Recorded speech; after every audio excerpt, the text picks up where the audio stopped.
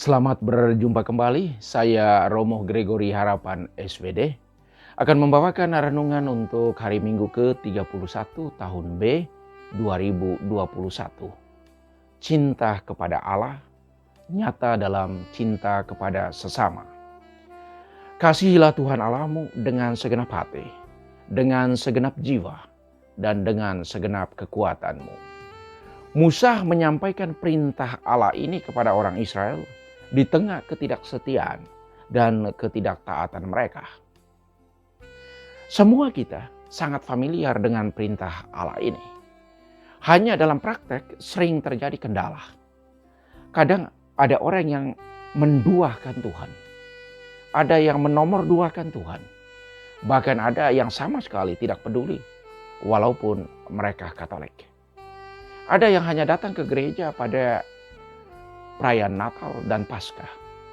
Ada yang lain lagi datang ke gereja saat anak-anaknya menerima sakramen baptis, sakramen komuni pertama, dan juga sakramen pernikahan. Ada yang hanya identitas di KTP-nya yang menunjukkan bahwa dia Katolik. Tetapi dalam praktek, dia jauh dari semangat kekatolikan. Itulah variasi kenyataan yang kita jumpai sehari-hari. Kita kembali diajak untuk kembali ke jati diri kita sebagai orang Katolik yang sungguh mengasihi Allah dengan segenap hati, dengan segenap jiwa, dan dengan segenap kekuatan. Caranya yaitu dengan melakukan yang baik dan menghindari yang jahat. Mengasihi Allah dengan segenap hati, jiwa dan kekuatan itu mesti dinyatakan dalam mengasihi sesama. Jangan lain di mulut, lain di hati. Saya tidak percaya kalau ada orang bilang dia mencintai Tuhan, tetapi dia membenci sesamanya. Salah satu cara Allah hadir dalam hidup kita, yaitu melalui kehadiran dan perjumpaan dengan sesama. Bagaimana orang bisa mencintai Tuhan yang tidak kelihatan, kalau dia tidak mencintai sesamanya yang kelihatan? Pertanyaan penting untuk kita, adakah kita selama ini menghadirkan Allah untuk sesama kita? Atau menghadirkan seterunya? Adakah kita menampilkan gambaran Allah atau musuh Allah dalam kehidupan setiap hari? Jawablah itu dengan jujur dalam hidup setiap hari. Mencintai Tuhan dengan segenap hati, jiwa, dan kekuatan mesti ditunjukkan dengan menghidupi budaya positif dan seluruh atributnya. Itu mesti nampak dalam sikap hidup setiap hari. Bukan manis di bibir, tapi benci di hati. Senyum di saat bertemu, tetapi mencibir, menghujat di belakang. Mencintai Tuhan harus sungguh hidup dan nyata. Itu artinya kita harus terus memperbaiki yang kurang yang kita miliki, agar cinta akan Tuhan itu tetap menghidupkan dan membuat kita berkembang. Pertanyaan seorang Farisi, perintah manakah yang paling utama dalam hidup? Pada suatu hari, datanglah seorang ahli Taurat kepada Yesus dan bertanya, perintah manakah yang paling utama dalam hidup? Yesus menjawab, perintah yang paling utama ialah, dengarlah hai orang Israel, Tuhan Allah kita itu Tuhan yang esa. Kasihilah Tuhan Allahmu dengan segenap hati, dengan segenap jiwa, dengan segenap akal budi, dengan segenap kekuatanmu. Dan perintah yang kedua ialah, kasihilah sesamamu manusia seperti dirimu sendiri. Tidak ada perintah lain yang lebih utama dari kedua perintah ini. Bisa dibaca dalam Injil Markus bab 12 ayat 29 sampai 31. Hal ini secara sederhana bisa dijalankan dengan melakukan yang baik dan menghindari yang jahat. Yang baik di sini adalah semua yang benar. Yang benar selalu mendatangkan damai dan sukacita. Dalam melaksanakan cinta kepada Allah dan sesama, pasti ada banyak susah senangnya. Ada banyak untung ruginya. Ada banyak jatuh bangunnya.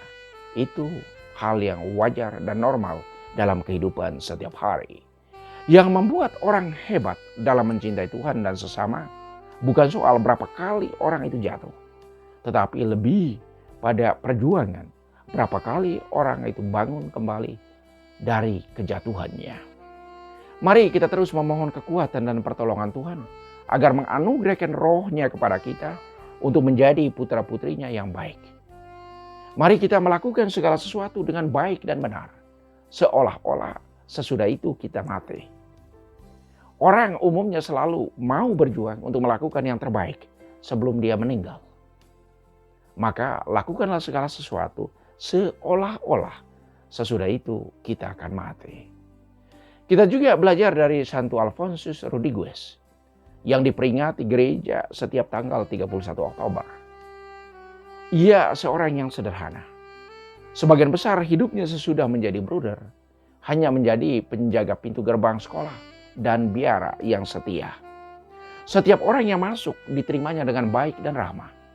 Sampai ia mempunyai keyakinan bahwa setiap orang yang membunyikan bel atau lonceng pintu gerbang sekolah tempat dia bekerja adalah Tuhan Yesus sendiri. Setiap orang yang mau masuk adalah Tuhan sendiri. Karena itu setiap orang yang masuk itu dilihatnya seperti Tuhan yang mau masuk ke dalam kompleks sekolahnya. Suatu sikap yang sangat luhur. Karena itu ia memperlakukan semua tamu yang datang dengan sangat baik dan ramah. Ia memiliki devosi yang sangat kuat kepada Bunda Maria melalui doa Rosario. Di akhir bulan Rosario ini, kita juga memohon bantuan Bunda Maria agar kita memiliki iman yang teguh, kerendahan hati, ketaatan, dan kesetiaan seperti yang ia miliki. Ia selalu mengikuti kehendak Allah. Ia selalu terbuka terhadap rencana Allah dan membiarkan dirinya dipakai Allah untuk keselamatan manusia. Ia menjadi pengantara rahmat. Mother Teresa dari Kalkuta pernah mengatakan, kalau kita menghakimi sesama, dengan itu kita ketiadaan waktu untuk mencintai mereka. Marilah kita mencintai Allah dengan mencintai sesama yang ada bersama dengan kita. Tuhan memberkati.